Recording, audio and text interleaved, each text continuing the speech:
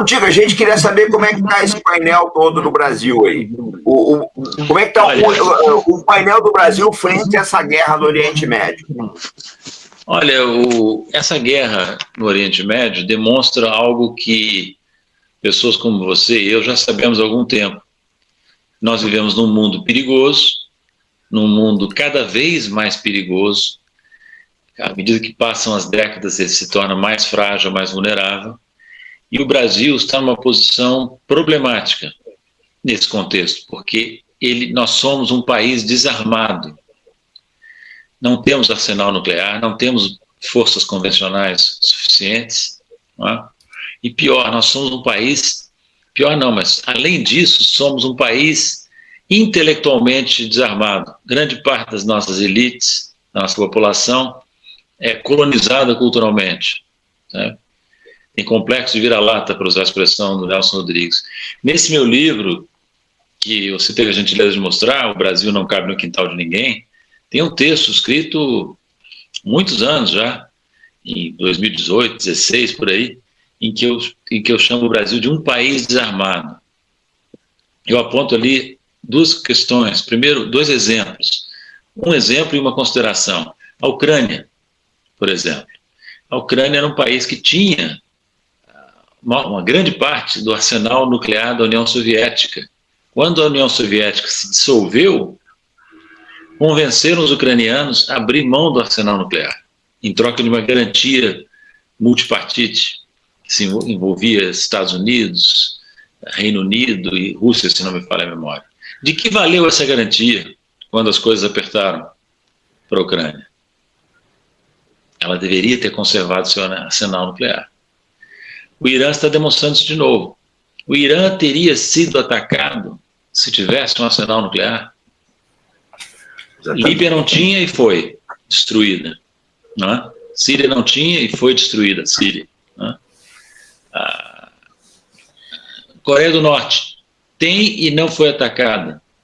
Entende? Então, o que é o comportamento da superpotência delinquente que são os Estados Unidos e do Estado delinquente que é Israel? Estão demonstrando que os países precisam se armar, inclusive nuclearmente. Eu sei que antigamente era mais difícil dizer isso e não encontrar uma resposta. Isso é militarismo, isso vai botar poder na mão dos nossos militares, que não são de confiança. Não, o Brasil é um país pacífico, mas esse discurso perde, a meu ver, credibilidade, sabe? Nós não podemos confiar mais nisso. Nós temos que ter noção de que... E veja, uma coisa que as pessoas fazem confusão, comandante, é importante frisar isso. O senhor sabe disso muito bem. O objetivo de um país como o Brasil não é se constituir numa potência capaz de derrotar uma superpotência numa guerra. Não é isso. É deixar claro para qualquer pessoa que queira agredir o território nacional, que queira invadir o país, ou que queira ameaçar invadir, se ela for chegar nesse ponto, essa superpotência vai pagar um preço elevado. É o chamado poder de dissuasão, que é dado pelo armamento convencional e muito especialmente pelo armamento nuclear. Olha, eu vou lhe dizer uma coisa, eu tenho isso assim meio que no sangue, vamos dizer assim, porque meu pai, Paulo Nogueira Batista, foi o principal negociador e executor do programa nuclear brasileiro durante o governo Geisel nos anos 70 e continuou também no governo Figueiredo, até certo ponto. E o que era o programa nuclear brasileiro dos anos 70? Ele era um programa que tinha fins pacíficos, sim, produção de energia elétrica com energia limpa, com urânio que nós temos em abundância, o ciclo completo do programa, inclusive enriquecimento de urânio.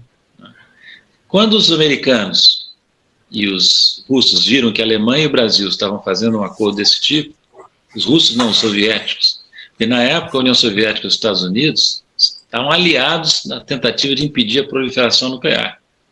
Queriam conservar o duopólio deles e não queriam que países como o Brasil saíssem da tutela, não é? Então fizeram uma campanha imensa contra o programa nuclear, contra o meu pai em especial, não é? Isso só foi possível de combater porque o governo Geisel, o presidente Geisel, era um presidente muito firme, um dos melhores presidentes que nós já tivemos. Quando eu digo isso, os meus amigos de esquerda ficam escandalizados. Mas como é que você pode elogiar um ditador? Olha, eu sou democrata, mas o ditador às vezes faz coisas boas. Além do mais, o Geisel foi politicamente também um liberalizante, né? Fez a distensão. Mas voltando à questão nuclear, o que aconteceu então? O Brasil, veja como é que jogam as superpotências. Né? Quando o governo Figueiredo, já no governo Figueiredo, o Brasil entra em crise da dívida externa, o Delfim Neto, o superministro da época, teve que ir ao Fundo Monetário Internacional. O que aconteceu? O programa nuclear sofreu cortes severos na sua execução para atender as metas do FMI. Não precisa ter passado 8 anos em Washington, como eu passei, dentro do FMI, como diretor executivo pelo Brasil e outros países, para saber que o FMI é uma agência, é uma instituição financeira que serve como instrumento de poder do Ocidente, em especial dos Estados Unidos. Entende? E naquele tempo, no início dos anos 80, foi o que aconteceu. Cortaram tanto o programa nuclear que meu pai acabou pedindo demissão. E o programa nuclear brasileiro nunca se recuperou totalmente desse baque. Muitas coisas importantes foram feitas depois, mas nós estamos ainda longe de termos que eu saiba, né? Talvez o comandante tenha informações melhores. Que eu saiba, nós não estamos indo bem na área nuclear. Olha, só para terminar, essa primeira resposta foi longa. Quem é que assinou o Tratado de Não Proliferação Nuclear? Quem é que colocou? Fernando Henrique Cardoso. Foi o presidente Fernando Henrique Cardoso. Um dos desastres que passou pela presidência brasileira. Estreitamente alinhado a Washington, uma espécie de procônsul dos Estados Unidos. Entende? Então, a elite brasileira é um lixo, né? Essa que é a verdade. E nesse lixo se inclui, aliás, uma parte da esquerda também, viu? Que tem essas opiniões tolas sobre questões militares e geopolíticas.